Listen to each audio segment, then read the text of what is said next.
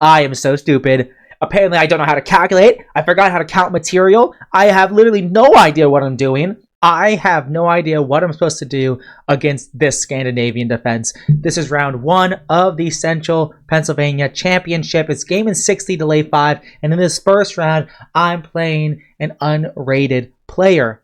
After the game, he told me he's 2300 online. I don't know if that's blitz or rapid. I honestly could believe either.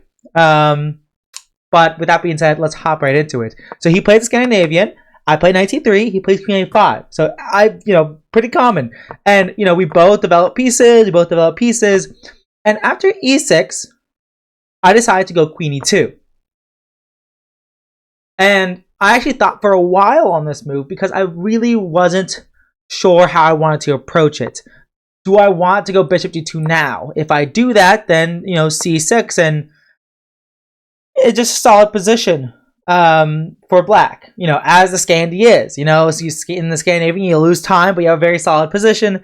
And I thought, okay, what if I play Queen E2 first, and then after he develops a piece, I'm gonna hop my knight in the center. Once again, I actually did not know what to do. I really wanted to go Bishop D2 now, so to prepare to castle long, but I couldn't figure out a way to justify it because of Bishop C2.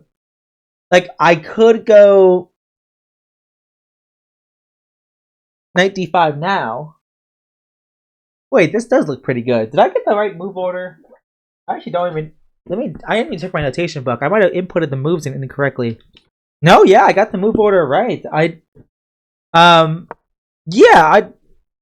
D2 seems totally fine. Because he cannot take. Because of Knight D5, I have no idea what he missed. I have no idea what I missed. Of course, if here, then I fork. So I saw a ghost somehow. I played Knight E5 instead. He played Bishop D6. And I'm like, aha, now I'll play Bishop D2. And if he takes, then I will go Knight D5 now. And now your queen is really trapped. If you go Queen A4, this is a fork. And if you take me, I'll take you. You have 3 pieces, but I'm going to trade. Go check. Whoops. And then there's a fork. And this happened in the game. So I was completely winning, except I wasn't, because King D7 defends the rook and defends his knight, and now I'm lost. He has 3 pieces for my queen, and this pawn is hanging. If I defend this pawn, then he's going to win this pawn. And if I castle here, he's actually got a fork. Oh wait, no he doesn't. I mean, maybe this is my best try. So yeah, I'm just lost. And the negative self-talk was pretty insane at this point. I'm like, I cannot believe I did this. I am so stupid. Apparently, I don't know how to calculate. I forgot how to count material. I have literally no idea what I'm doing. I can't believe I thought I could play this game. I played D5. Splitting his F pawns from the E pawn, and ultimately, I don't think it's a very good move. I probably should have just played C3. But now I castle, and then I lose B2. So now I sacrifice a pawn. Then he won a pawn. And then I lost a second pawn. So now I'm down 3 pawns total. I have 4 pawns. He has 6 pawns. Oh, wait. I'm only down 2 pawns. But wait, there's more. Because we trade. And then I give some checks. I mean, if he goes here, then I can give more checks, which is good. Well, he can't block because of that. And so he would have to go. If he goes back, then there's going to be some back. I win the rook in the corner. If he goes forward, then I can go check. And then if he blocks here, I can go here. And if he goes here, then I take his knight. So some potential issues if he goes c6, but of course he does not go c6. He just moves his king over, and then I give a check. Then he blocks with his bishop. and he's still completely winning here, especially because I play a3, and he just goes knight c2, and this pawn is impossible to hold on to, and so I just screwed everything up. Like, I did not have to lose all my pawns, but I did. I move my rook, he takes my pawn, and I am down 3 pawns. And I have, like, no time on the clock. I've spent so much time not winning, and he's just making obvious moves. He's like, oh, obvious move, obvious move, obvious move, obvious move. Take free pawn, take free pawn, take free pawn. And, you know, I go queen b7, he goes a5, defending his pawn, and knight c4, and, you know, his knight's in a good spot. I have nothing. I mean, I literally have nothing. I go queen b5, just moving around, and potentially I'm going to go rook e1 and try to pin his bishop and win this pawn, maybe. Goes rook c8. I stop him from pushing his c pawn. He goes bishop e5 here. Maybe he should have just played... no, I think what he did was pretty reasonable. He could also go knight e5 now if he wanted to try to kick my queen out and then push his pawn. That's totally fine too. He goes bishop e5. I move my rook over. He pushes his pawn. Now I go g3. I want to go f4 and win this d4 pawn. But of course, the more pawns I push from my king, the weaker my king is. But I'm so losing this position. It doesn't matter if my king is weak because I'm going to be losing anyways. He goes rook d8, but now I go f4. Probably here... Probably there's no good way to defend this d4 pawn. I'm trying to think if there is a good way to defend this e4 pawn. I don't think there is. I don't think so. After f4, you could try to throw in this move, like bishop d5. He could have maybe tried to do this move, and I don't know what it does, but it looks cool. And if I move my queen to like b4, for example, I can't go a4 because there's a fork. Although the fork doesn't work.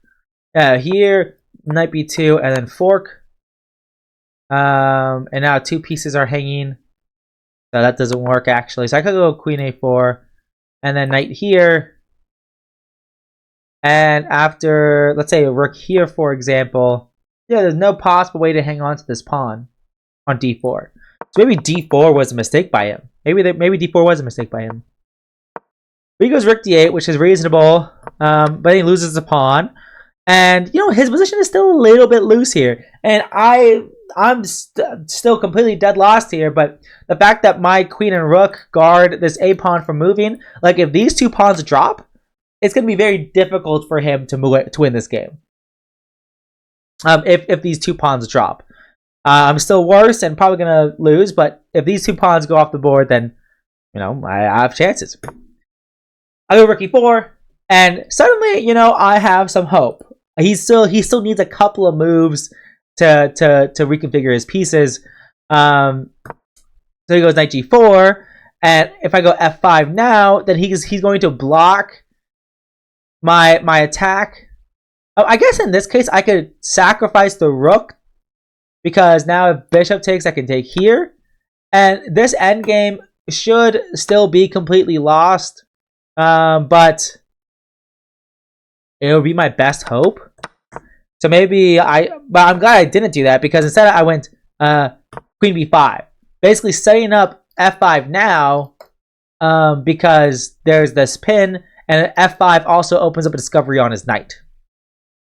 He goes king f8, I go f5, but the issue is that he has a solution. He's going to go bishop d7, so now his bishop is no longer hanging, and my queen is under attack. And so now I just take the pawn, and he moves his knight to e5, and I am toast. It's game over. I will maybe try to swing my pieces around to the g file somehow, somehow, but the game is lost. He goes rook b8 though, and I take the knight. So he did not go knight e5. After the game, he just said he forgot that the knight was hanging.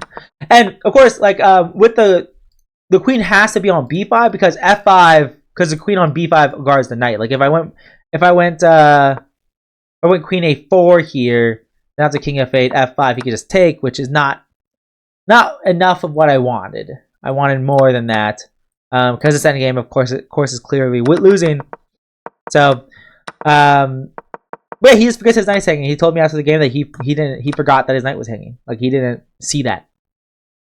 And it's beautiful here how open my king is, but how safe my king is. Like if he goes check, I can go here or here. Let's say king g2 to start. And if he goes check, then I just go here, and my king's safe. My king is safe, and this still might be difficult to convert. But if he goes like bishop e5, for example, oh, but that's a fork. So his king is pretty weak.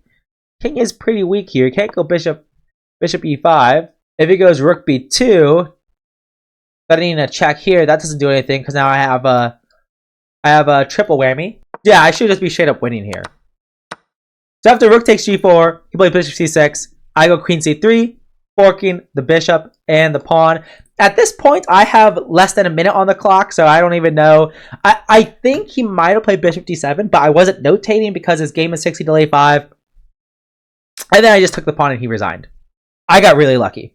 I mean, when he blundered his knight, I mean, he had over 30 minutes on the clock. He had plenty of time, but he's got a little bit lazy. And it's his first ever rated tournament, like over the board, in-person tournament. So I got lucky that he wasn't used to, he wasn't used to it. Like I think the fact that it's a physical board could have messed him up a little bit.